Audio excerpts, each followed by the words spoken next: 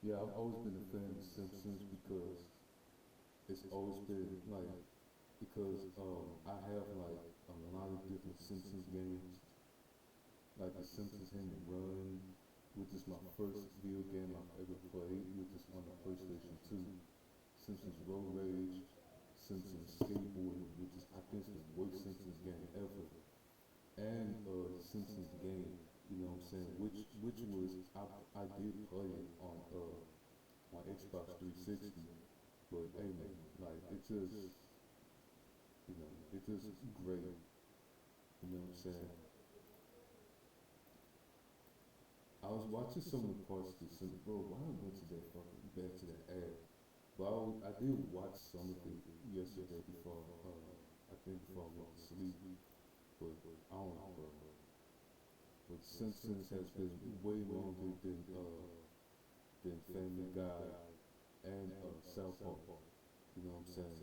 Even though I hate South Park, I hate Family Guy. I also hated I hate a lot of adult cartoon shows. The only ones I like are The Simpsons and the Boondocks. Those are the only ones that I like. The only adult cartoon shows that I watch and that I actually like. You know what I'm saying? But hey man, it's just so crazy. But I'm gonna just go ahead and just react to this. Every character in The Simpsons rating good to evil. You know what I'm saying? So yeah, I'm gonna go ahead and react to that. So let's just go ahead and I'm gonna also analyze some of the characters. You know what I mean? So I don't know, bro. It's the longest running American animated sitcom, so get ready for a big video. Today we're heading to Springfield. This is every Simpsons character, good to evil. Reversal, clinch, I say. As usual, we're going to start with the most pure-hearted residents of Springfield and work our way down the morality spectrum. While basically nobody in a 30-plus season show can be perfect, these characters are still kind enough to wind up in the good. This is from like 42 minutes. Holy shit. Start, we're going to give the pets of the Simpson household some appreciation, so our gold medal of good goes to Snowball the Second. While she's only one of several cats the Simpsons have owned through the years, she's for sure the most memorable. Sure, she might not have any dialogue, nor really any particularly striking character traits, but we place her at the top spot for two reasons. One, her bravery in saving Homer's life from a burning treehouse in Old Yeller Belly. Most cats are terrified when they're stuck in a tree, understandably so. So for Snowball the Second to have rescued Homer at great risk to her own safety speaks a lot to just how brave this little cat is. Seriously, it's unlikely that the average human could carry Homer unless they're as jacked as Nettie, much less a little cat. As for the second reason, well, honestly, we just don't have anything negative to say about her, which in Springfield is quite the achievement. The runner-up also doesn't have much in the way of negative traits. Santa's little helper is a good boy in every sense of the phrase. In the first episode of the full series, he wins Homer and Bart over with that good old-fashioned dog charm, and after being thrown out by his sleazy owner, is just happy to have a new family to stay with. As for why he's beneath good old Snowball 2, in the very same episode where she saves Homer from a fire, Santa's little helper flees the scene. I'm your pal, I took you for a walk once. While we won't really take points away from him for this, since we certainly wouldn't expect such a small dog to run towards a fire, we still can't possibly call him better than a pet who was willing to do so. Now before we get to good old Edward Flanders, it's time to talk about his creepy little offspring, Rod and Todd. These two have all the good characteristics of their parents without any of the bad ones to tarnish their reputation. Rod and Todd are genuinely nice kids, and even into adulthood, they've still retained their morality, taking care of Ned into his old age when he goes blind due to loss of eyeballs. With their strong Christian morals, we're sure they won't have any problem sharing the bronze medal of good. Landing just outside of the top three is Ralph Wiggum, Springfield's least Yeah, who's also one of the nicest characters, or the most friendliest characters in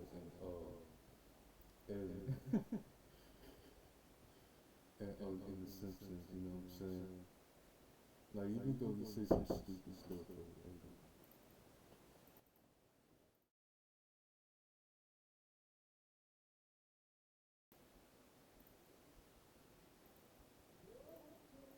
intelligent resident, but one of its most endearing.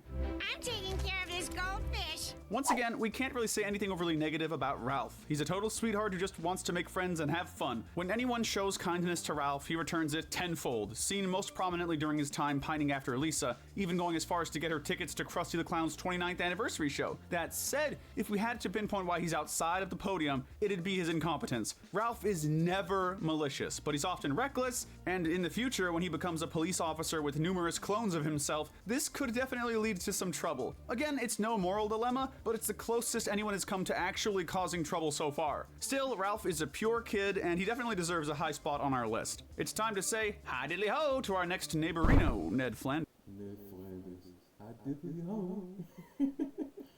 While we knew for certain Ned would be on the higher end of our list, placing him specifically proved to be a bit of a challenge. On one hand, Ned has shown without a doubt the most generosity and kindness out of anyone in the show. He's always happy to help Homer and the gang with whatever they need, even if it's at his own expense. From letting everyone use his bomb shelter during a supposed comet falling from the sky, even down to insisting that he himself leave when it becomes too overcrowded, Ned is as self-sacrificial as they come. I want you to shoot Daddy if he tries to get back in. He's also deeply caring towards others. In one episode, he takes the Simpsons kids under his roof as a foster parent and shows great patience and attentiveness with them, especially little Maggie. And we can't ignore his care for his family, who he cherishes deeply even well into adulthood. In the aforementioned episode where Ned loses his eyes, he's still accepting of his boys despite their alternative lifestyles. That said, while Ned is genuinely an amazing person, he's also flawed. He's been shown to have a bit of a superiority complex in the later seasons and can be envious when someone else is viewed as the good guy of Springfield. And while he does have an incredibly long fuse, when he finally does lose his temper, his roasts will cause more devastation than a full-on hurricane. You ugly, hate-filled man. Hey, I may be ugly and hate-filled, but what was the third thing you said? Finally, It's like, what's the third thing you said? Mo. Bro, honestly, Mo is like one of my favorite characters of The Simpsons, dude. Yes, he can be like psychotic and can be a jerk, but at least he's a decent person and also a decent friend, like, you know what I'm saying? Especially to Homer. But Jesus Christ, man, he's also funny as well. his overzealous nature in regards to Christianity is a little much sometimes, mainly when it comes to forcing his beliefs onto others. This usually doesn't get too bad, but in one episode when Todd expresses doubt in his faith due to his grief over Maude, Flanders sends him away to live with the Simpsons, punishing him instead of helping process his grief. It just goes to show that even the best people have their worst moments, but thankfully, these slip-ups are few and far between for Ned. The fact is that he's as forgiving and friendly of a guy as they come, and his kind-hearted golden rule mentality earns him a high spot on our list. Yeah, man.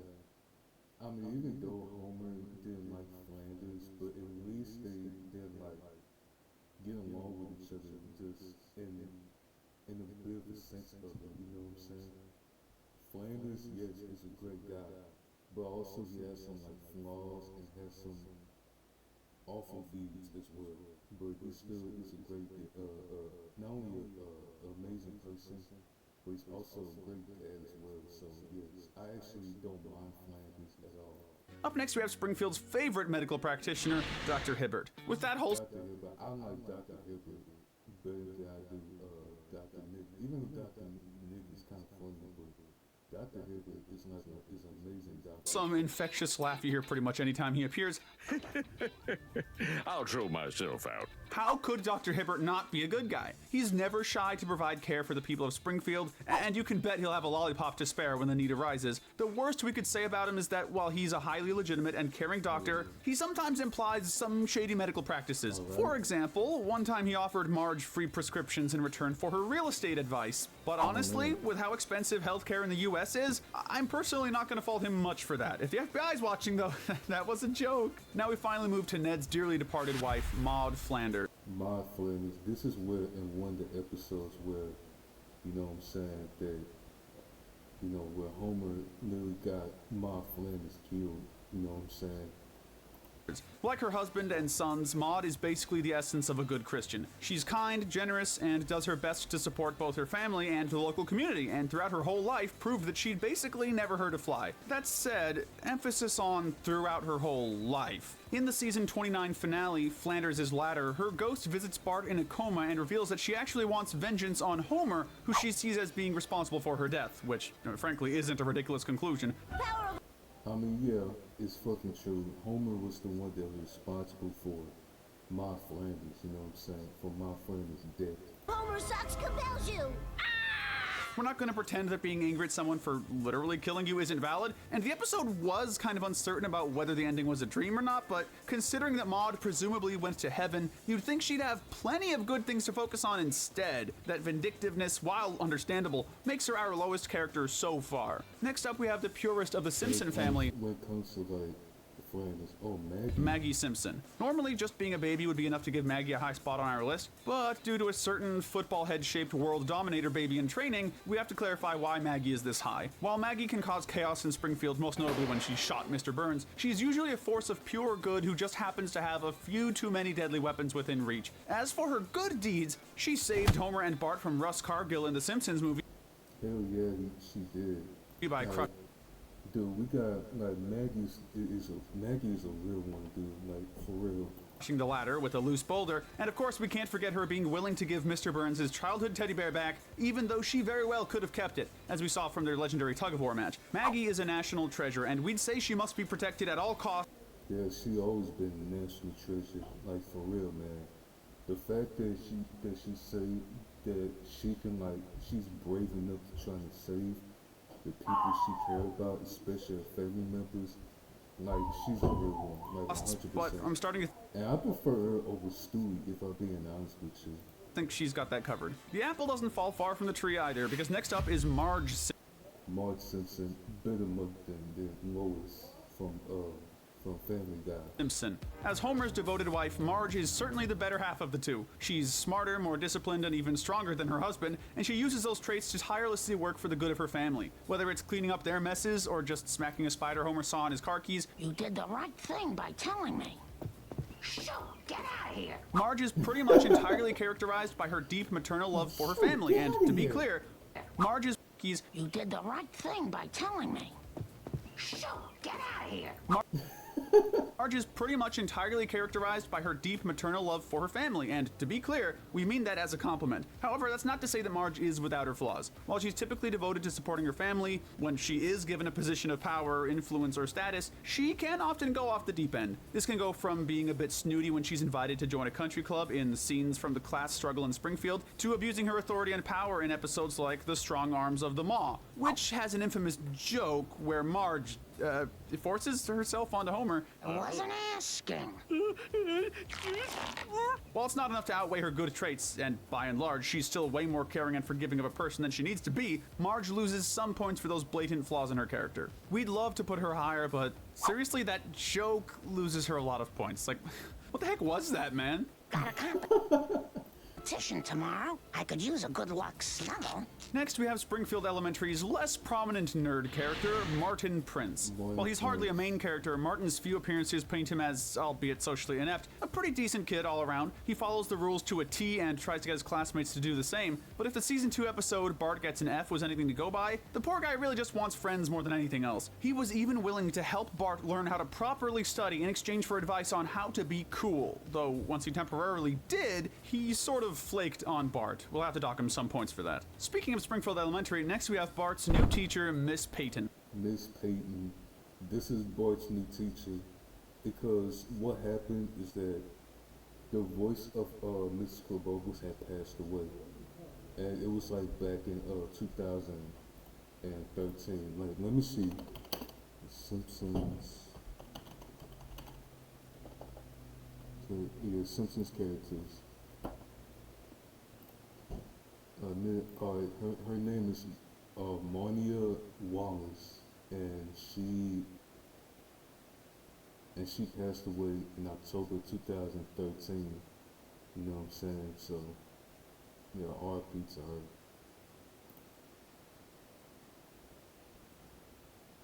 her. And she died from breast cancer. So yeah, R.I.P. to her.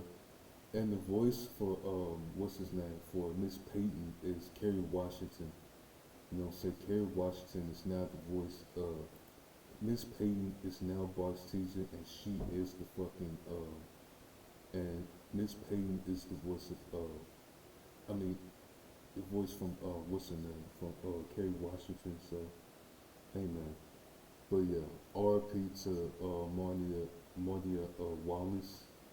You know what I'm saying? So yeah, bro. Yeah, that's just the reason why Miss Peyton is in the Simpsons, and this is, and boy had a huge crush on her, so you know. Look at these humans, just walking past a chance to save nearly $750. Hey, you! While we haven't seen all that much of her yet, she's made a few appearances since her debut in season 33, in which she saved Bart from drowning in a swimming pool. Saving a kid's life is worth some big points, as is her genuine effort to be as good a teacher as possible. Now it's time to talk about one of my personal favorite recurring characters, Hans Moleman. Hans Moleman, bro, poor Hans Moleman, like, oh my god. And despite this man can't catch a fucking break, dude. Like, seriously. Self-described agonizing pain in which he lives every day, Mole Man is one of the most genuinely decent people in Springfield. Thank goodness, rescue dogs. This guy has some of the worst luck imaginable. Despite his appearance, he's only... Like, for real, dude, he has some of the worst and some of the fucking worst luck in the goddamn world, dude. Like, Jesus, poor Hans Moleman, like... This man can't catch a fucking break when it comes to, you know, chaos towards him. Like, Jesus fucking Christ. 31 years old. Later in the show, it's revealed that he was actually mutated by one of the many bits of radioactive material Homer's tossed out over the years. But despite his poor luck, he's still always willing to help out around town, whether it's running his iconic Mole Man in the Morning radio show or dressing as Bart to fill the void in the Simpson household, which shows that he doesn't hold a grudge against Homer. Even when Mole Man gets angry, it's not exactly unjustified. The only time he's maliciously acted towards another person was this one deleted scene where he robs God at gunpoint, and like, it's not like God is gonna get hurt by a gunshot wound anyway. Mole Man was just chasing that bag, and even those of us who are Christians won't blame him for that. Now hand over the rest of it. Well, there's also the fact that there's a race of earthquake-creating mole people living under Springfield who look very suspiciously like Mole Man. Were he not, though, we're sure Mole Man wouldn't maliciously cause a natural disaster, and even if he would, he'd probably be way too unlucky to pull it off. Following Mole Man is the only guy whose bad luck might rival even his, Bumblebee Man. Bumblebee Man. I mean, we could, like, the only thing, like, he just only speaks Spanish and that's it. And, like, that's the only thing that he speaks.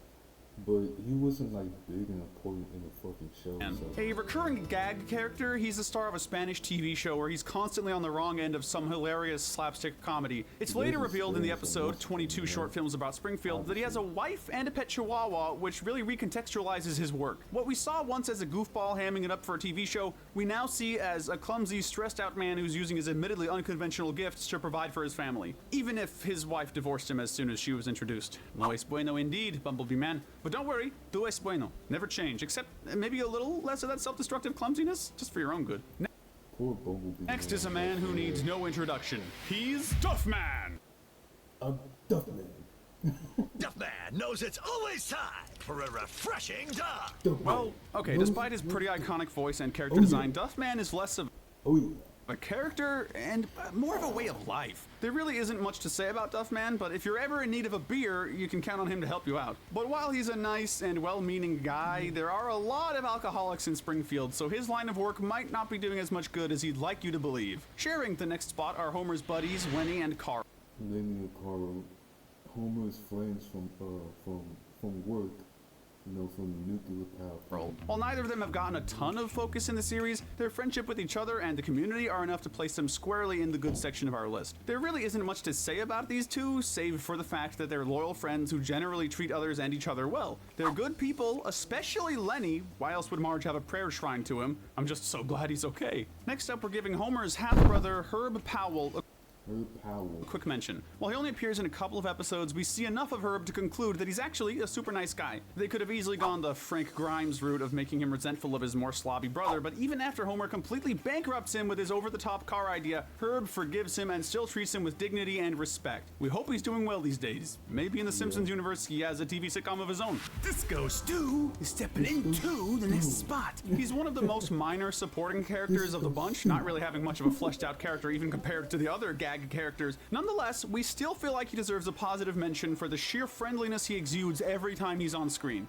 Disco Stew always gets down, baby. He's a bit of a flirt, sure, but with an outfit like that, I mean, how could you not be? It's basically a public service at that point. Despite how some board games might describe him, Milhouse is the furthest thing from a dud. Bart's best friend is by far the nicer and less mischievous of the two, though he does usually go along with Bart's pranks and other schemes. Milhouse is really just a ride-or-die buddy who's someone you can count on to be there. He gets extra points for his loyalty to Bart, despite Bart not really doing much to warrant it, and sometimes doing plenty to have the opposite effect. Speaking of which, now this might be a little divisive, but we're returning to the Simpson family with a double entry. Lisa and Bart Simpson. Now, I'm saying that Bart Simpson is like my favorite character in The Simpsons. If I had to rank some of my favorite characters of The Simpsons, I would say Bart in #1. 2, I would say Mo. Maybe, no, not Mo. Apu, and then 3, Mo Sizzler. 4, Homer Simpson, and then #5, I'm going with Snake, Jailbird. I think Snake is like the funniest villain in The Simpsons, dude. Like, what the fuck? Simpson and Bart Simpson are next. Not sure if this is a hot take, but while Lisa is portrayed as the more moral and well-behaved of the two kids, these two are both equally flawed. Even though I'm not into like villains and villain characters, like, you know what I'm saying, but I will say that Snake is like the one of the funniest ones. Lisa, for all of her good morals, often comes across as hypocritical. She frequently forces her beliefs onto others and takes her activism way too far at times. In Lisa the Vegetarian, she ruins Homer's barbecue, something that he, along with the whole town, was looking forward to. And she knew it, and tries to... Exactly, because, yeah, this is that episode. I hated Lisa in this episode because, yes, she was vegetarian, but she was so hypocritical for, like, trying to tell other people that they can't eat meat, but she just ate a fucking hot dog after what's it called, at the Quickie Mart. You know what I'm saying? Like, I don't know how you gonna call somebody out or just be hypocritical for calling somebody out for being like, this is what. And it's also vegans as well that does that shit. It's also vegans that sit there and just tell people like, oh, you eating the chickens or them cows? How dare you, this and that. Like, these are the people that I can't stand, bro. Like, what the fuck? Antagonize Homer for serving meat. I'm going to my room. That's it. Go to your room. We do feel for... That's it, go to your room. For Lisa's desire to be both accepted and a genuinely good person, and to her credit, she's usually willing to turn around when she discovers she's wronged someone. Then there's Bart, who, while he's certainly worse behaved than Lisa, isn't any less of a good kid nor a flawed one. Bart is constantly pranking people, getting in all kinds of trouble that ranges from vandalism to shoplifting. Regardless, Bart is never genuinely out to harm anyone, and when he does, he'll do whatever he can to fix it. The most memorable example of this... Yo, hey Yami, how you doing? Welcome to my stream. Welcome. But why I keep on saying that when somebody comes into my chat, bro? But hey, Yami, how you doing? How you doing? In my opinion, is Marge Be Not Proud, where Bart disappoints Marge by stealing a violent video game, only for him to make up for it by getting a nice Christmas photo taken at the mall as a gift. He's also been shown to stand up for his family at times, like when he straight up threatened to beat one of Nelson's old goons if he didn't give Lisa her cupcakes back. I'm doing fine, thanks. So give her back those cupcakes before I knock your block off. Still, he can also be kind of a jerk, like when he abandoned Milhouse to be beaten senseless by Nelson during a race. How am I doing? I'm doing great. I'm doing great, man. If we had to place one above the other, we'd give Lisa just the slightest edge over Bart, but the way we see it, these are just two kinds of troubled, flawed, but ultimately well-meaning kids who deserve a spot in the good section, even if it's on the lower end. He may have... Exactly. Both Lisa and Bart are great kids, man. They're great.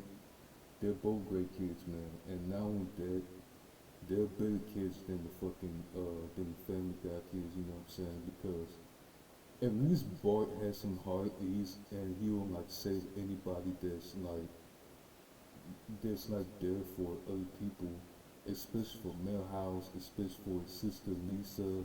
You know what I'm saying? For Homer, like everybody, like, you know what I'm saying? Like, this is why I prefer The Simpsons over Family Guy. You know what I'm saying? Because Simpsons, at least yes, they've done some bad shit, and like, nobody's perfect. But at least they have some nature and some fucking integrity to like help each other out whenever something is wrong. Like, you know what I'm saying? Especially Homer. He is a way better father than Peter Griffin, you know what I'm saying? So that's just why I say that. Have been gone for years. But like I said, man. But like I said, Homer Simpson. Homer Simpson's like #4.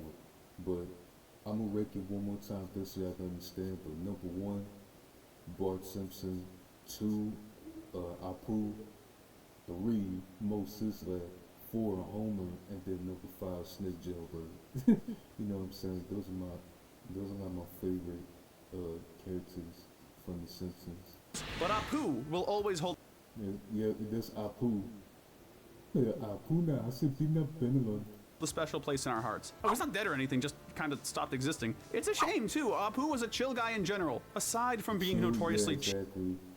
Like the Simpsons family, they have a lot of integrity, you know, to help each other out when they have some trouble. You know what I'm saying?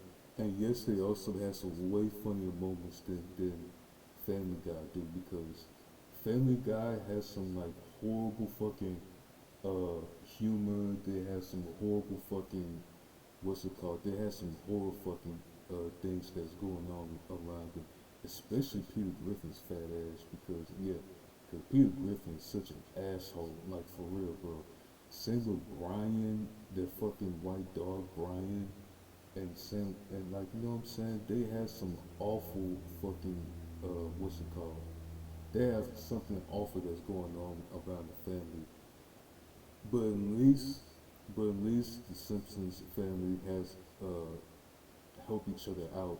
You know what I'm saying? Marge being a great mother, Homer being a decent person and a good dad, and also Bart and Lisa being good kids even though they had some flaws. So, you know, but yeah, the Simpsons over Family Guy, 100%, man, 100%. been gone for years, but Apu will always hold a special place in our hearts. Apu now. I said peanut banana. Oh, he's not dead or anything, just kind of stopped existing. It's a shame, too. Apu was a chill guy in general, aside from being notoriously cheap, even to the point of selling his customers expired meat, something that could really get someone sick. Apu is an honest guy who's just trying his best to take care of himself and his family. While obviously he has to lose some points for cheating on his wife, he immediately gains most of them back by being honest with her about what he's done and working himself to the bone to win her back. Not that we're taking away from how terrible adultery is, but at least Apu had the decency to clean up his act, and that's something to be respected. Now we're returning to the staff of Springfield Elementary, starting with Miss Hoover. Miss Hoover. Hi, I'm Reness, and a little thing I love about the Chick-fil-A chicken strips is dipping them. The chicken strip is a savory. By far the less fleshed out of the series' 2 recurring teachers, Miss Hoover gains a slight upper hand against her colleague for the fact that she seems at least a little more concerned for her children. Sure, she's totally exhausted by her job, but who wouldn't be? At the end of the day, she shows up and does her best to give the kids an education, though maybe she could stand to stop smoking so much on the... Yeah, I don't blame her. Like, at least she's not like a bad teacher. You know what I'm saying? Like, at least she's like pretty much somewhat a decent teacher, like Miss Hoover. job. The same could be said for Edna Krabappel. Edna had much more screen time than Miss Hoover before the passing of her voice actress, Marsha Wallace, rest in peace. She was always... Marsha Wallace, yeah, rest in peace to her. You know, she passed away on, in October 2025, from breast cancer, and that's just how she passed away. So yeah, R.P. to Marsha Wallace, who's the voice of, Edna Krabappel, you know, Bart's old teacher. But now Bart's new teacher is Miss Peyton, who's the voice of Kerry Washington. So yeah. Always much more nonchalant than her colleagues, preferring to drink and smoke in class rather than do much in the way of teaching or connecting with her students. Bart, it's such a nice day today. Let's have detention outside. But we still place her in the good category for the episode, Bart Gets an F, in which she drops her usual cold demeanor when she sees Bart crying over failing his test. Seeing that he did actually try, she decides to give him extra credit so that he won't be held back a grade, proving that when it matters most, she can be the guiding hand her students need. Up next is the lovable inventor of the steamed hams, Principal Skinner. Similar to Edna, Skinner is usually a total stick in the mud. He enjoys getting the kids into trouble and takes his job pretty seriously. This goes directly in contrast to his personal life, where he's frankly a total wuss who, despite being in his 40s, allows himself to be bullied around by his horrible mother. Why couldn't... Yeah, his awful mother, bro. Poor Principal Skinner. Her mother is like one of the most annoying fucking characters ever, man. And also one of the worst mothers in fucking cartoon history, dude. Like, his mother is just an asshole. You have died instead of the car. To Skinner's credit, he does genuinely care about Edna and his students, even if the latter still push him around pretty consistently. He wants to make Springfield Elementary a safe place for the kids to learn, and while he's far from perfect, he's at least genuinely trying to do his job well. And yes, the fucking relationship between Bart and Principal Skinner is just like crazy, but at least Principal Skinner and Bart just deeply care for each other, like, you know what I'm saying? Because we see that in The Simpsons like so many fucking times with Bart and Principal Skinner.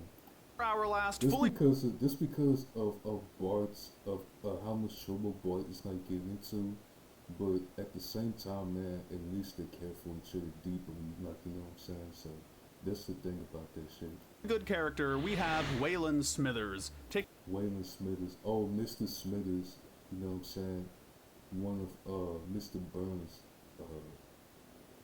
the bottom spot in the good category. On his own, he's a decent enough man. He's polite, friendly, and sometimes even helps keep Mr. Burns from going too far off the deep end. But it's the fact that he's Mr. Burns' loyal lapdog that makes him such a morally questionable individual. He rarely questions Monty on anything and has been shown to be jealous of anyone else who receives his attention. We'd mentioned that he's madly in love with Mr. Burns, but we feel it's pretty darn obvious, even if it's downright inexplicable. On occasion, however, he was in love with Mr. Burns? Smithers has stood up to Mr. Burns, most notably refusing to support his plan to block out the sun in Who Shot Mr. Burns. This shows that he's I mean, there's nothing wrong with being gay, but my god, bro, like, what the fuck? Willing to stand up for what he believes in, even if it's at the risk of antagonizing his boss. That's enough, albeit barely, to keep him out of our next category. This is the gray area. Local pirate. It's the gray area, which the gray area means that you're good, you're not good, but you're not bad either. You're just neutral, but just between. You know what I'm saying? So that's what it means by being in the gray area. You know what I'm saying? Captain / restaurateur Horatio McAllister. Horatio McAllister, which is sea captain, is first up in this category. This scallywag is an illegitimate sea captain who owns a fried seafood restaurant clearly named the Frying Dutchman. He doesn't get much spotlight, but he's generally a nice guy, especially by pirate standards. That said, his habit of driving ships drunk can pose a pretty significant threat and loses him some points for recklessness. I just heard there was gold in your belly. But questionable morals aside, I would totally try his restaurant. Anyone else? The word sideshow brings a particular character to mind, but way before him, we have to talk about Sideshow Mel. Or Sideshow Mel. I mean, do we? Sideshow Mel's alright, but he's barely involved in the show at all. He's basically just Krusty's lackey, rarely standing up for himself and sometimes lamenting his position. Not a bad guy by any means, but he doesn't have any standout character traits from what we've seen either. He still deserves a reasonable spot for bringing quality entertainment to kids everywhere, or, well, at least entertainment. The local school bus driver, Otto Man, is up next. Geology. There's Otto Man, you know, the bus school driver, you know what I'm saying? Just and DRG players will love this guy because he's both a rocker and a stoner. Now, inherently, there's not much wrong with that. There is something wrong, however, with reckless driving when you're a bus driver responsible for the lives of many children. Otto's a nice guy, but if he's gonna be in this line of work, he should probably get his recreational activities more under control. Again, especially while he's driving. While he is a fictional character in universe, Scratchy is... Scratchy, poor Scratchy. Like, dude, he's been being tormented by Itchy like so many times. I understand the show Itchy and Scratchy, and that's like the only thing I don't like about The Simpsons is the Itchy and Scratchy show. Like, you know what I'm saying? Because it's basically Itchy just tormenting Scratchy in every single episode, like, for real. Like, that's just one thing I don't like. That's just one thing I don't like about The Simpsons. Is gonna get a break when it comes to our list. Plenty of people of all ages grew up. It's pretty much Tom and Jerry 2.0 when it comes to Itchy and Scratchy, like, for real. Poor Scratchy. Watching Tom and Jerry absolutely eviscerate each other, and as we got older, it was obvious that Jerry was usually the one who provoked Tom rather than the other way around. The same goes for Itchy and Scratchy, and while we have nothing profound to say about his morality, Scratchy is a decent enough cat who certainly doesn't deserve the amount of literal body horror Itchy puts him through. Oh, and on that note, we can't forget about Poochie, the radical skater dog who briefly joined Itchy and Scratchy. He may have failed to keep the fans' interest, but Poochie was always there when his home planet needed him. Too bad he died on the way back there, huh? The town drunk, or one of them at least, Barney Gumble, he's pretty funny. I like Barney Gumble is up next. His severe alcoholism is pretty much the reason he's so low on our list, and simultaneously yeah, it's pretty true. It's his alcoholic that's the reason why Barney is the way he is. Like, he's just an alcoholic that drinks beer a lot, but whenever he doesn't drink beer, he's just somewhat an awful person. The reason why he's but not he's a any decent dude. lower. Addiction is a seriously tragic illness to grapple with, and while Barney has attempted to get sober before, it sadly didn't last. My name is Barney, and I'm an alcoholic. This is a Girl Scout meeting. Sure, his drunken stumbling is funny sometimes, but when you think about it, it's more sad than anything. He's still a decent friend, though, even if his condition makes him far from the most reliable one. If nothing else, he's never out to hurt anybody. Still, the Gluttony Sinner medal couldn't possibly go to anyone else when this guy's in the running. Next up is the Yeah, exactly. At least he's not hurting anybody, you know what I'm saying? He just, not only a decent friend, but also a good person, you know what I'm saying? He just that he can't live without drinking. The thing is that with Barney, is that he can't even live without even fucking drinking, you know what I'm saying? He's just an alcoholic. But yeah, I like Barney, like he's just a good person. He's a good person, a decent friend. Patriarch of the Simpsons family, Abe Simpson. While he's not a Abe Simpson, you know, Homer's dad. saint, Grandpa Simpson is decent enough of a guy despite his negativity. Many of Homer's worst characteristics were sadly passed down by Abe, from his alcoholism to his tendency to neglect his children. You're a good eater today, Maggie. That said, while Abe was far from a model parent to Homer, he at least did his best as a single parent after Mona left the family, and he genuinely loves his grandkids too. In general, Abe is always there when the family needs him, even if the contrary isn't always true, at least where Homer is concerned. By and large, he just pretty much a good dad to Homer. Wishes his family would visit him more often. So while Abe is not he can be dumb in some moments, but he is a good grandparent and a good dad. Perfect, he's a decent man who's just looking for companionship. Right after Abe, we have Mona Simpson, aka Homer's biological mother. She left the family when Mona Simpson.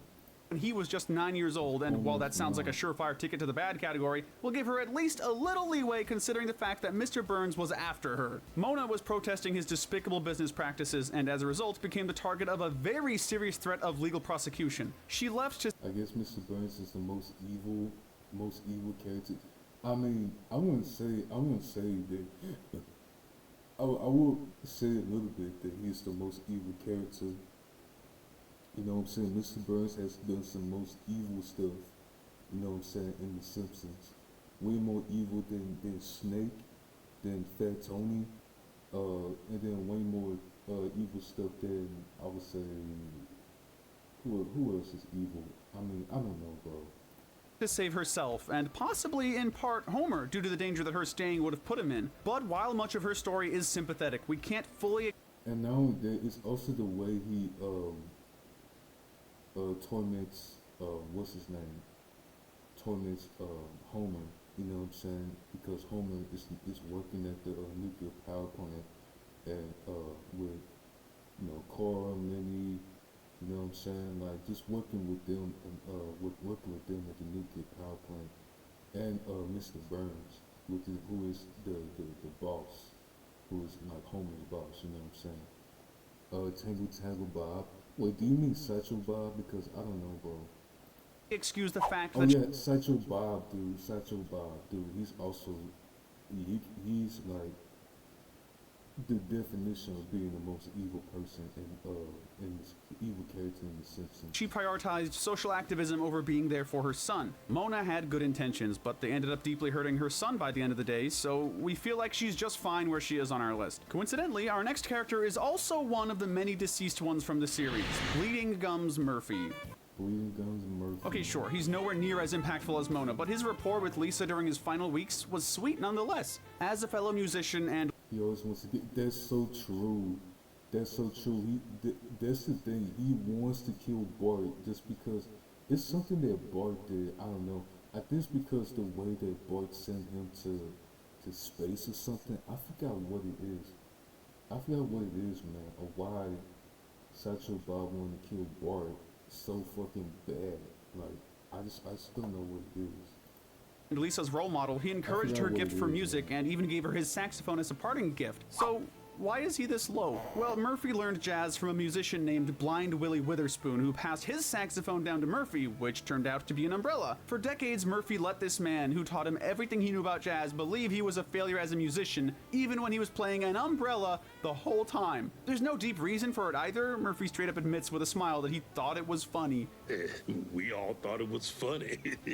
His sheer lack of remorse for this loses him a lot of points. From a lack of remorse to a smack of divorce. Next we have Milhouse's parents, Kirk and Luann Van Houten. While they get nowhere near as much focus in the series as their son, we have enough screen time of these two to conclude that they're rocky on their best days and downright toxic on their worst. You want me to show this to the cat and have the cat tell you what it is? Neither of them are great with Milhouse either, given how Luann basically ignores him while Kirk basically uses him to try and regain her favor. We can only hope the second round of their marriage is at least a little better than the first. Marge's mother, Jacqueline Bouvier, doesn't get a lot of time to Jacqueline Bouvier shine throughout the series. When she does, it's usually in a negative light. In the episode Moaning Lisa, she was revealed to encourage Marge to smile through her depression, not so Marge would feel better, but so the world would see just how good of a mother she herself was. Take all your bad feelings and push them down. How ironic that we're placing her here, right? She also shares some of Patty and Selma's resentment of Homer, and while it's nowhere near as harsh from her, it's still certainly there. While Miss Bouvier is not a pleasant person, she's not malicious, and at the end of the day, she does genuinely love her kids. There isn't much positive to say about her, but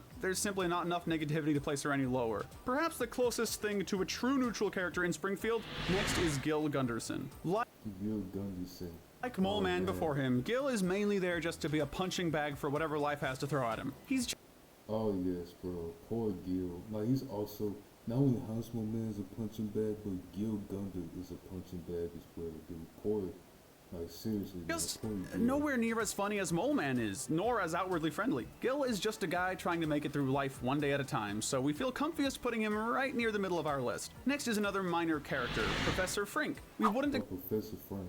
exactly call him a mad scientist per se, but he isn't exactly a sane one either. What with the toying with the fabric of time and the tendency to make problems worse and the yay. But at least he's trying to help, which is more than you can say. You know what I'm thinking? Actually, oh my god, dude, I just wish I'm subbed to Dilara, but that's so I can use that fucking Dilara nerd, you know what I'm saying? Because, not gonna lie to you, like listen, I've been using that Dilara.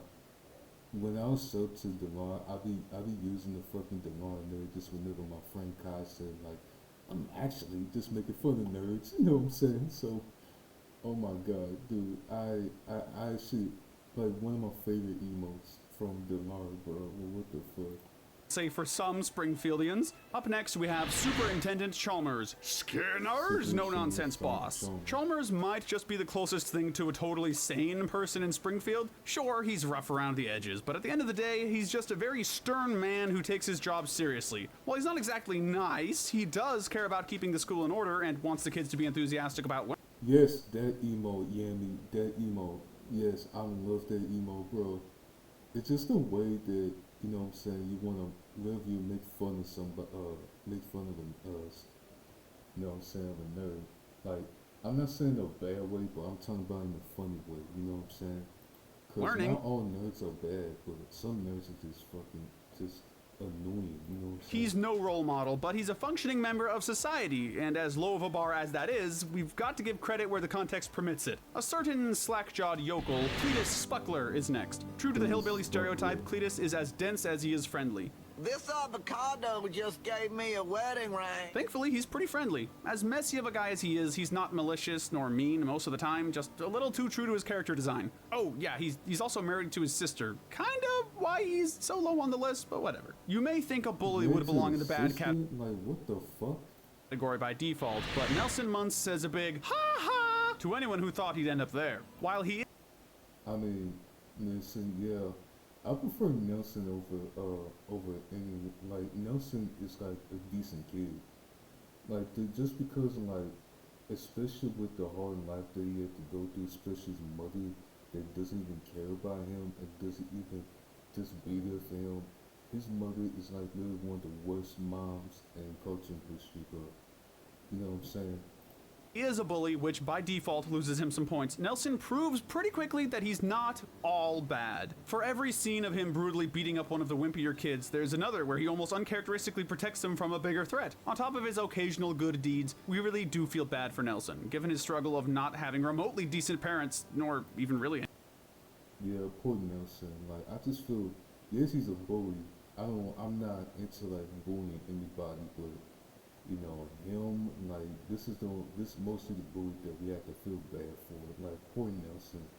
Especially his mother, bro. His mother doesn't even try to, like, help him with anything, or try to help him, or just do anything to, you know what I'm saying, try to make him,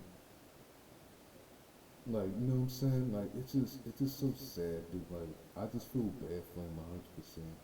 Any friends. It's not hard to see why he's so darn mean all the time. Savor it! Let the flavors dance on your palate! But when he does make a friend, like Bart or Martin, he's not unwilling to protect them from being harmed by anyone other than him. Oh, I mean, Martin? Who's Martin? They never hang out. Now it's finally time to talk about the main character himself. Oh! Yeah, the main character of The Simpsons, Homer Simpson. And like I said, man, listen, Homer can be a jerk, he can be an asshole in some moments, but he's not a bad person, dude, because he's dumb too, but at least he cares about his family more than anybody else, more than anything. He cares about his family, cares about his friends. He never had a problem with his friends. They get along, like him, Barney, and Lenny, Carl, they get along so much, bro.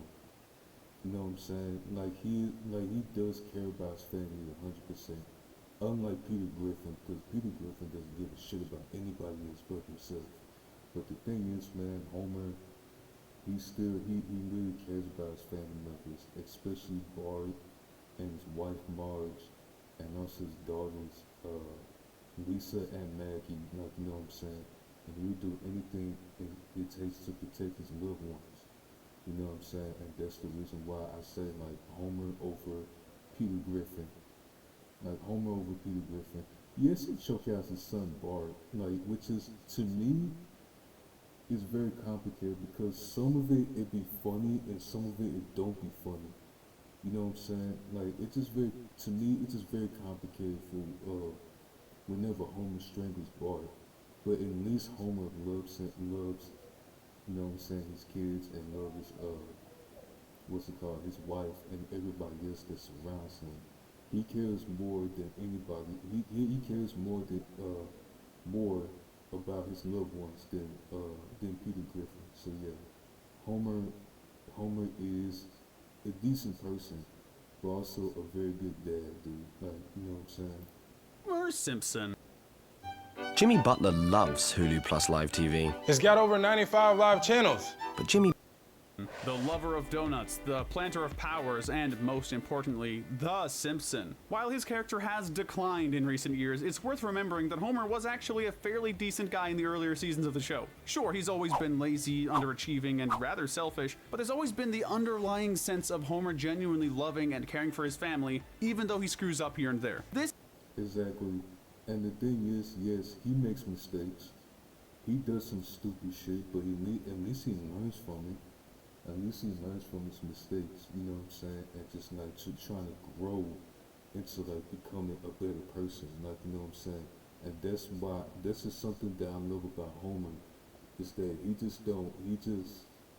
he's not an awful person. Like, sometimes he could be a jerk, you know what I'm saying? But at least he cares about his family, and at least he cares for his friends and everybody else that's like very, like, surrounding him, and do anything to protect his family. Like, you know what I'm saying? This is like, my favorite deed is when he literally, you know what I'm saying, was saving everybody. Like, it was on The Simpsons Hit and Run, where he was like saving everybody. Like, The Simpsons Hit and Run, which is like my favorite, one of my top 5 favorite video games of all time, where he literally was using the vehicles to save the people in Springfield, you know what I'm saying, from the aliens, you know what I'm saying, the aliens that's like taking over Springfield, you know what I'm saying. That's why they have to buzz Cola, and that's why they have to buzz Cola and the fucking laser guns. You know what I'm saying? And yeah, and then Simpsons movie, bro. Yes, he was like he does a lot of dumb stuff in the Simpsons movie, but at least at least he was trying his best to like save the people in Smithfield, and that's just why. And this is what I love about the Simpsons, bro. About Homer Simpson. Like he has some good deeds, and he has some bad deeds. But yes, he makes mistakes. He has made some dumb decisions, but at least he learns from it. You know what I'm saying? In the video game, damn yeah. These Simpsons games, like the Simpsons Hit and Run, Simpsons Road Rage, you know what I'm saying? Those Simpsons games fucking fantastic. You know what I'm saying? Well, except for the Simpsons skateboarding. The Simpsons skateboarding is the worst. But I'm just saying, man, Homer in my eyes, like well, in a lot of people's eyes, is a way better father than any other dads in the adult cartoon history. Like better than Peter Griffin, better than Stan from American Dad. Like it doesn't matter, dude. And you know, like and Simpsons has been around for a very long time. And without the Simpsons, Family Guy wouldn't be shit, because I see Family Guy as like the Simpsons 2.0, as a ripoff of the Simpsons, you know what I'm saying? But yeah. This is especially evident in the first few seasons of the show. Among other deeds, Homer stopped Bart from a deadly daredevil challenge, sacrificed the chance to buy an AC unit for his family to give Lisa her saxophone, worked 2 jobs at once to buy her a pony and pay for its maintenance, has revealed that Maggie is his motivation to work at all, and, most evidently, in one early episode, he attempts to end his own life so his family can collect insurance money when they're down on their luck. We're not saying Homer was ever a model citizen or even family man, but he genuinely cares about his family more than anything else. Exactly, and that's something I love about Homer. Yes, and like I said, he can be a jerk. He can be a jerk in some moments, but at least he could just fuck up and make some dumb decisions. But at least he learns from it, and at least he, you know what I'm saying. At least he's not a bad person. You know what I'm saying. He's just a decent human being. Does a wife know things? Yes. Which is why it's a shame that we can't end the entry here. Homer is also an alcoholic, an often neglectful husband and father, occasionally strangles his young son, and has a notoriously short temper. Yeah, like, him strangling his son, like I said, it's just complicated, in my opinion. I mean, it'd be funny in some of it, like, it'd be funny in some moments, but in some moments sometimes it's just too far. You know what I'm saying? But at least he loves his family, at least he loves his friends, and you know, and cares about, you know, people that really surrounds him, you know what I'm saying? Especially for Lenny, Carl, Barney, and Mo, you know what I'm saying? And Apu, like people that, you know, that he talks to, like, you know what I'm saying? That's what I love about Homer. These traits are even all amplified in later seasons, and while he's never quite reached Peter Griffin levels of bad parenting, never even approached it, honestly, he's definitely got some... I can't stand that asshole Peter Griffin, like, seriously. Issues that have sadly grown worse over the years. Nonetheless, Homer at least tries to make up for his worst moments and genuinely does love his family, which is enough to give him a lower, neutral spot than rather an outright bad one. Man, we just know Frank Grimes would be rolling over in his grave. We were a bit harsh on old Grimey in our original good to evil ranking of Springfield citizens. In all fairness, Frank did live an honest life where he tried his best to work hard and be successful. In a true satire of American working culture, however, Frank remained down on his luck and unfulfilled, as so many do, whereas Homer, despite being objectively less qualified and more incompetent, had all the things that Frank Grimes wished he had and then some. Because from now on, we're enemies. Do I have to do anything? We don't blame Frank for being jealous, or even a bit resentful. It's the fact that he started trying to sabotage Homer out of said resentment that lands him lower. He certainly didn't deserve death, but, well, you literally did it to yourself, man. Let this be a lesson, kids. All work and no play might just make you grimy. He may not have a very respectable spot, but he does have the Envy Sinner Medal to enjoy up there in heaven, or, wherever he is. I don't know what the guy believes in. Change the channel, Mark. Very respectable spot, but he does have the Envy Sinner Medal to enjoy up there in heaven, or, wherever he is. I don't know what the guy believes in. Don't remember Frank. Oh man. Change the channel, Mart. Speaking of being made bitter by lack of fulfillment, that's Mo Sizlak's bread and butter. Much like our last entry. Oh, Mo Sizlak, yeah. I'm saying Mo Sizlak is like one of my favorite, like my top 5 favorite characters of The Simpsons. Like number 3 on my list, dude. Yes, it's just some Simpsons characters that you feel bad. Hansmo Man, Gil Gunda, Mo Sizlak. Dude, I feel bad for Mo Sizlak in most situations, like, you know what I'm saying? But yeah, he can be a jerk too, but he is a decent person. You know what I'm saying? He is a decent person and a decent friend to, you know, everybody else surrounded, like Homer and Minnie and Carl, Barney, and yes, he's in love with Marge as well, but at least he cares about people that like surrounds him, you know what I'm saying?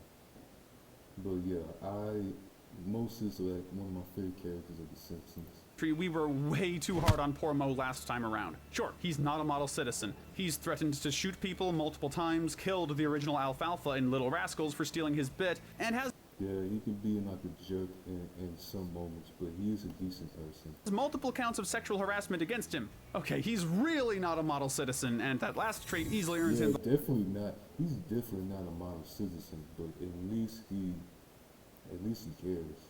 The lust center medal, but he's got his good traits. Mo has a soft spot for babies and children. We see this in the episode Mo Baby Blues, where he bonds with Maggie after catching her stops him from taking his own life. He's also a decent friend and has even been shown to genuinely improve himself when he gets into healthy relationships. You have not been treating your wives the way they deserve. All of which inevitably fail, but the effort is certainly there. Mo might be a jerk most of the time, but he's not a fundamentally bad guy. He's just desperate for human connection and doesn't know how to go about it in a way that doesn't involve criminal activity. We still can't fully excuse that though, sorry Mo. Yeehaw! Grab your pistols, cause next up is Richard Texan. If there's something to be celebrated, you can bet this gun-toting goofball will be ready with pistols to fire like it's the start of a track meet. As for why he's so low, I mean, look man, you really gotta be careful where you aim those things. They aren't toys, however much you treat them as such. Still, despite the usual persona aiming this gun anywhere, dude, you need to be careful with that shit. Of rich businessmen in cartoons, Rich isn't necessarily evil. Selfish and reckless, absolutely, but evil? Not quite, but we're certainly getting there. You guys might remember Troy McClure for Troy McClure. We see you, how you hold your world together, how you're the glue. starring in such films as Lead Paint, Delicious but Deadly, and Here Comes the Metric System. He's an actor who can do it all, well, except be a devoted family man. He marries Selma in the episode A Fish Called Selma, and does so primarily just for public relations. He's ultimately willing to bring a child into the world just to improve his own image, which is a pretty sleazy move. Even Selma wasn't down for it, and spoilers, she's not all that nice either. But we will give Troy McClure the Pride Center Medal for his ego. And for the grand finale of the gray area, this list wouldn't be complete without Grand Skipper Willie. While he's not the most complex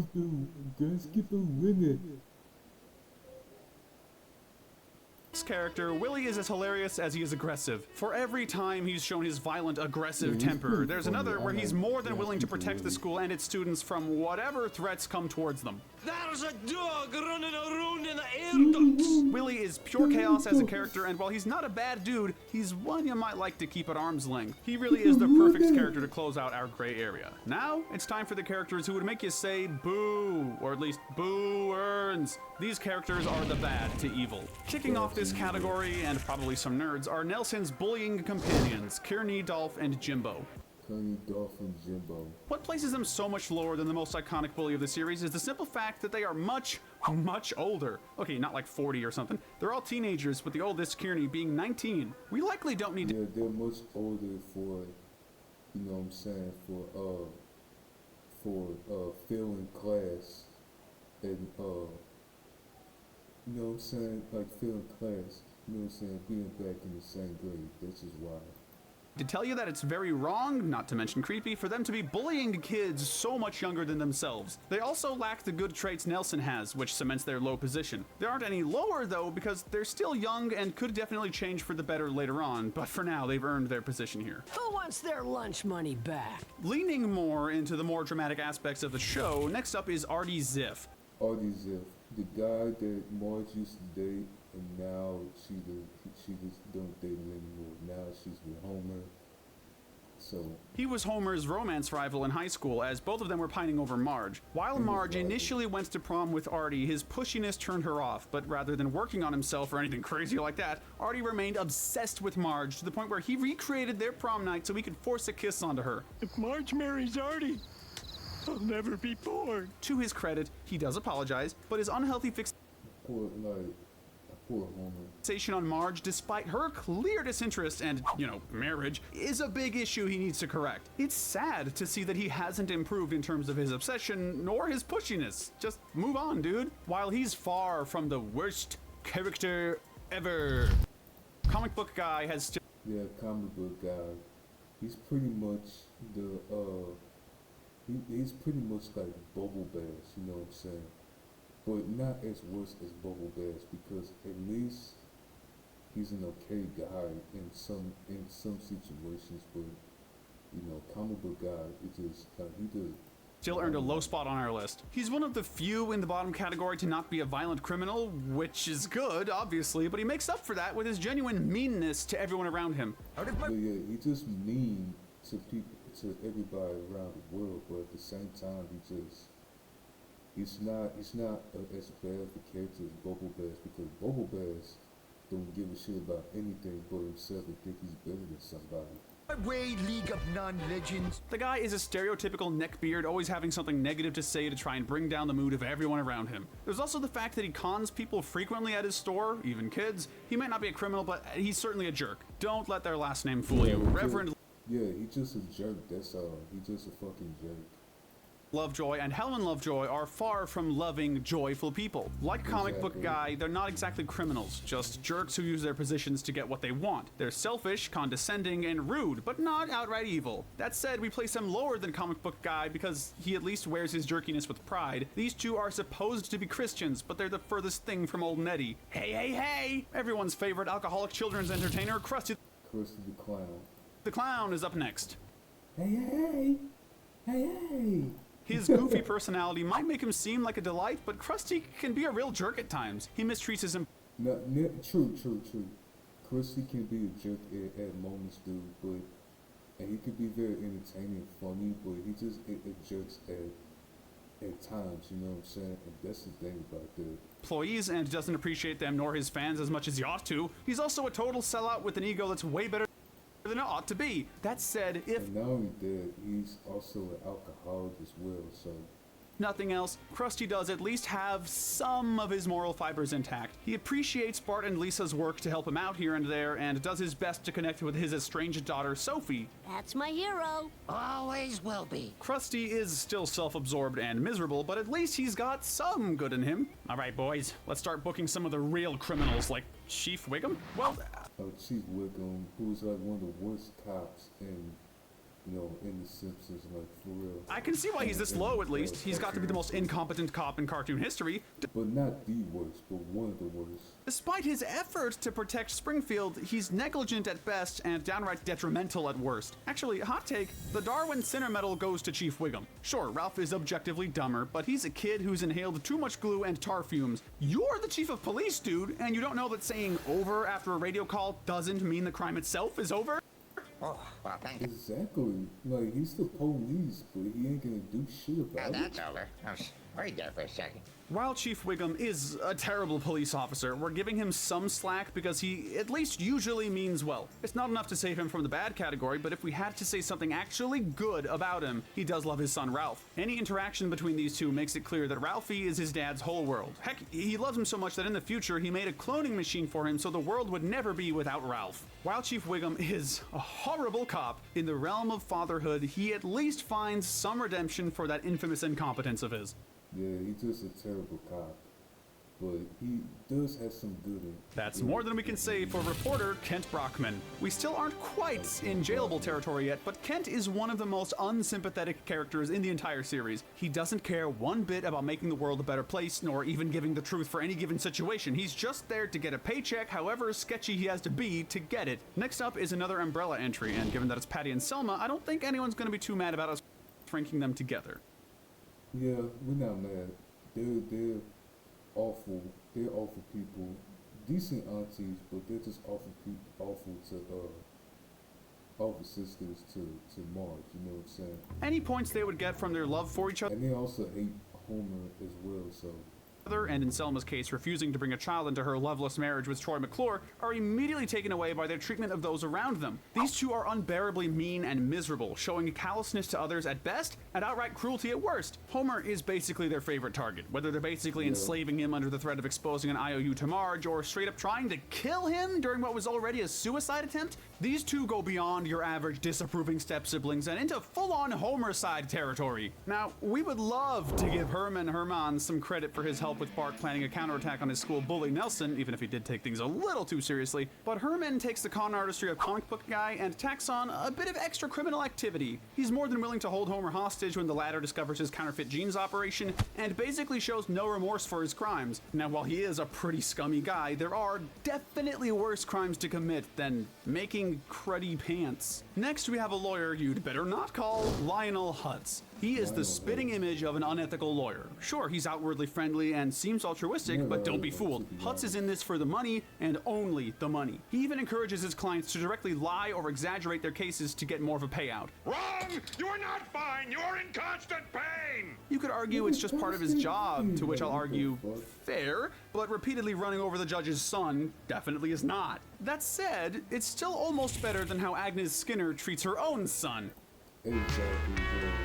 Like, Agnes Skinner is like so mean and it's always the pain in the ass. Like, literally, one of the worst mothers in the Simpsons, dude.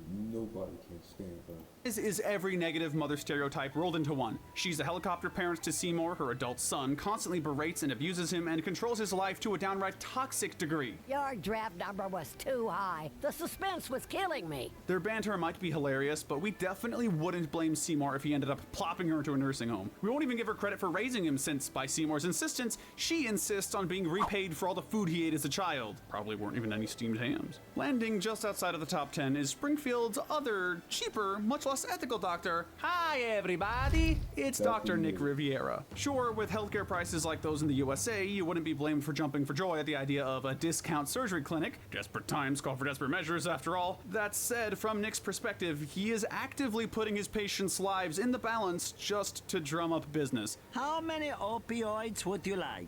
Unlike Dr. Hibbert, he's neither intelligent nor disciplined in his practices, and the only reason he's not even lower is because he's the final character on our list who isn't outright maliciously evil. At number 10, we have a character who's been around since the first episode, Les Moore. He was Santa's Little Helper's original owner, and when the little guy lost one too many times, Les threw him out onto the streets, effectively abandoning him. That alone is enough to land him a low spot, but when Santa's Little Helper becomes Duffman's sidekick for a time later in the series, Les jumps at the opportunity to reclaim his dog just for the money and fame. Lawful evil in its purest form. Les Moore isn't necessarily breaking any laws, but he breaks the heart of a cute dog, and at the end of the day, isn't that worse? Next we have Springfield's notorious serial criminal, Snake Jailbird. He's seen robbing... Yep. And that's why I say he's not my favorite villain in The Simpsons. Because of how hilarious he is. I don't give a fuck about the crimes and also how much he robbed stores and banks and shit. I mean, even though, like, thank God he's not doing anything way malicious, but, you know, he's just a funny villain, like, you know what I'm saying? People at gunpoint repeatedly throughout the series, and he never once seems to even try to improve as a person. Well, actually, that's wrong. He was willing to try relationship therapy with Apu to improve their robbing life, after all. And unlike our last entry, he's actually nice to animals, you know, sometimes. When he stole this puppy from Bart and Lisa, his evil scheme was simply to love and cherish it. Man, if only he didn't have so many other crimes, he'd earn a lot more points for that. But sadly, that's the only upper hand he has on the last character. The mayor of Springfield, Mayor Quimby, is up next. He's every negative politician stereotype rolled up into one. From using taxpayers' money to commission murders to having multitudes of sex scandals, Mayor Quimby does it all. And we mean that in the worst way. Thanks for giving me an 8:30 appointment. You are a lifesaver. It'd be nice if I could say something good about him to kind of balance that out, but the only good trait this guy has is that the rest of the list is much worse. For example, next we have characters so diabolical they're downright inhuman. Literally, Kang and Kodos appear almost exclusively in the Treehouse of Horror episodes, but you're crazy if you think we'd leave them out this time. They initially seemed nice and hospitable, but that was until Lisa discovered what she thought was their plan to cook cook and eat the Simpson family. Initiate fertilization procedure. Regrettably, this understandable doubt was all the pair needed to hold a grudge against humanity for so long that they'd still be trying to torture and enslave them decades later. Thanks a lot, Lisa. Just outside of the bottom 5 is technically the series' first ever villain, the Babysitter Bandit from the pilot episode. You might remember her from that one weirdly well-animated clip that circulated the internet a few years ago. True to her name, she's a serial thief who's not above tying up and even potentially harming children. I hope you're smart enough to keep your mouth shut. He isn't. If she weren't the final character with only one major appearance, we feel she'd be even lower. But for right now, the final 5 are just even worse. At number 5, we have the local mob boss, Fat Tony. If Snake is the king of crime in Springfield, Fat Tony is the guy behind the curtain who's really pulling all the strings. He commits his crimes in secret and is therefore a much bigger and harder to defeat threat. His kill count is probably one of the highest in the entire series, and he doesn't exactly have any sympathetic motivations. He does occasionally show a sensitive side, but these moments are rare and never enough to take away from how ruthless he is. This time around, our former gold medalist of evil, Sideshow Bob, misses out on the podium. No, it's not because of any redemptive qualities we found in him, rather, it's because the last 3 are just that bad. But that's not to say Sideshow Bob isn't still a force to be reckoned with. As if framing his longtime co-star for murder wasn't bad enough, devoting his whole life to murdering a child is a whole new level of messed up. It's an ICBM. I commit Bart's murder. As long as that ruthless he is. Fat Tony is the guy behind the curtain who's really pulling all the strings. He commits his crimes in secret and is therefore a much bigger and harder to defeat threat. His kill count is probably one of the highest in the entire series, and he doesn't exactly have any sympathetic motivations. He does occasionally show a sensitive side, but these moments are rare and never enough to take away from how ruthless he is. This time around, our former gold medalist of evil, Sideshow Bob, misses out on the podium. No, Sideshow Bob. it's not because of any redemptive qualities we found in him, rather, it's because the last 3 are just that bad. But that's not to say Sideshow Bob isn't still a force to be reckoned with. As if framing his longtime co-star for murder wasn't bad enough, devoting his whole life to murdering a child is a whole new level of messed up. Exactly. Just like say die Bart, that he really like Yami said, he wanted to kill Bart so goddamn It's an ICBM. I commit Bart's murder. Heck, he's even tried to destroy the entirety of Springfield with a bomb. The guy's pretty much pure evil. Even his few moments of humanity, like trying to start anew with his family and even saving Bart on one occasion, are undone by his consistent desire to kill a little boy out of revenge. But as bad as Sideshow Bob is, he's nowhere near as evil as our bronze medalist of evil, the diabolical Mr. Burns. Greedy, sadistic, and just plain soulless, Mr. Burns is truly evil incarnate. Think Mr. Krabs from SpongeBob, but with all of his good traits stripped away, and all of his bad ones made even worse. That's Monty Burns, baby! Any attempts to humanize Burns, although yeah, he's worse than Mr. Krabs, you know what I'm saying? existent, don't do much for him. They tend to be undone by his other actions in the same episode. I can think of no better example than this one scene where Burns tearfully asks... At least, I would say Mr. Krabs has some, like, good and decent deeds, you know what I'm saying? But it has, like, somewhat a decent heart. But with Mr. Burns, man, he is a whole lot worse than Mr. Krabs. Mr. Krabs is just greedy and that's it. But at least he tries to like be, at least in some moments, like, yes, Mr. Krabs, like he's greedy and he's a scumbag. But in some moments he can like have some good deeds and try to like help and have the decency to try to help somebody out. Like, you know what I'm saying? Especially trying to, you know, give his daughter what he wants or try to be a decent father. To like give Pearl what he wants, you know what I'm saying?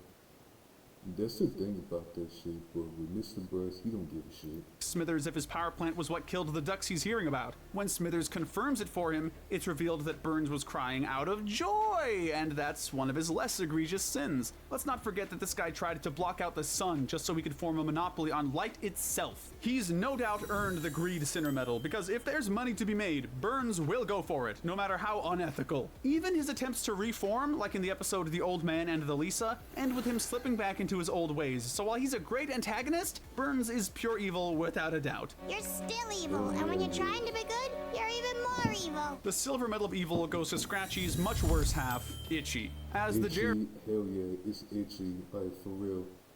Itchy is like, he can give Scratchy a fucking, like, poor Scratchy, bro. That's why I hate Itchy and Scratchy so much, because it all had to do with debt, and not only that, it also had to do with Itchy, this not giving Scratchy a fucking break, bro. Like, seriously. It's like Tom and Jerry 2.0. To Scratchy's Tom, Itchy is an absolute menace. Like, honestly, do we even need to explain this decision? He absolutely eviscerates Scratchy in so many horrible ways, from blowing him up, to carving him up, to even straight up killing his family. We were tempted to give Sideshow Bob the Wrath Medal, but Itchy deserves it more. The one thing we really need to explain, though, is why he's not number one. And while we definitely have enough to put him there, and the thought crossed our minds, there is the vague possibility that it's all for the cameras. It has been implied that Itchy and Scratchy are pretty good friends and have even worked together here and there. The mouse is still an absolute sadistic psychopath, but, you know, I'm not even sure how I was planning to finish that sentence. What I am sure of, though, is that the gold medal of evil has to go to Russ Cargill, head of the Russ Cargill, 100%. Environmental Protection Agency and main villain of the Simpsons movie. You'd think an organization like EPA would be a good thing, but when a guy as sinister as Russ is at the head of it, no amount of good intentions redeems it. This guy is, like, pure evil. He knows it, he owns it, and he's not even particularly proud of it. He just is. He not only trapped the entirety of Springfield under a giant dome, totally not just because he's connected to the company that made it. I do own the company that makes the dome, but that's beside the point. But the moment Springfield tried to escape, he literally tried to blow up the entire city. This guy had no problem blowing up thousands of people for pretty much no reason. It's one thing to do bad things for a shoddy reason. Mr. Burns is corrupt and callous for the sake of money, and Itchy is sadistic for the sake of his show with Scratchy, but despite his organization's name, Russ just abuses his power to domineer others, and the moment he's faced with any inconvenience, resorts to manipulating the freaking president into unknowingly signing off on the idea of silencing his enemies via death. Even after he was foiled, Russ was still mad enough to try and kill Bart and Homer, showing that, when all else fails, murder will still be on this psycho's mind. Exactly, bro. But yeah, that's all the Simpsons characters, bro. We've been reacting this for 1 fucking hour, dude. Holy shit. But yeah, I just wanted to react to that because that's like, because I love the Simpsons very much, you know what I'm saying? So I just want to like, and I saw that this video with the Simpsons character being arranged, so I just wanted to react to that on stream, so you know. But yeah, man, I actually enjoyed that. I actually enjoyed that shit. And then, what's the other, well, I don't know what else to react to, but, you know, maybe Dilara a little bit because